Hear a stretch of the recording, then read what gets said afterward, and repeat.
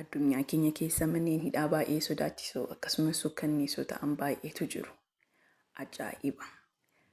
Kabajamtoota daawwattoota keenya chaanaalii kana sabiskiraayib gochuudhaan viidiyoo kana eegalaa. Viidiyoowwan baay'ee babbareedoo ta'an akkasii hojjennuuf sabiskiraayib gochuudhaan eegalaa. Addunyaa keenya keessa manneen hidhaa baay'ee sodaachisoo ta'an hidhamtoonni du'a isaanii akka hawwan kan godhan baay'eetu jiru.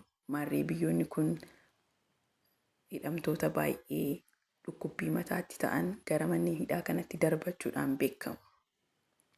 Waa'ee mana hidhaa biyya Ameerikaa keessatti argamu tokko haasa'uuf deemna. Alcatraz San Francisco Ameerikaa keessatti kan argamu yommuu ta'u, odola guddaa garbaan marfame qixxeetti argama. Mana hidhaa kana keessa shororkeessitoota mootummaafis ta'ee jiraattotaaf dhukkubbii mataa ta'antu gara mana hidhaa kanaatti darbatama. Maaree mana hidhaa kana keessaa miliquun abjuudha. Mana hidhaa kana keessaa miliquudhaaf garbicha qofa osoo hin taane shaarkota garbicha keessa jiranis darbuun baay'ee barbaachisaadha. Haa ta'u malee mana hidhaa kana keessaa namoonni 3 miliqanii turan.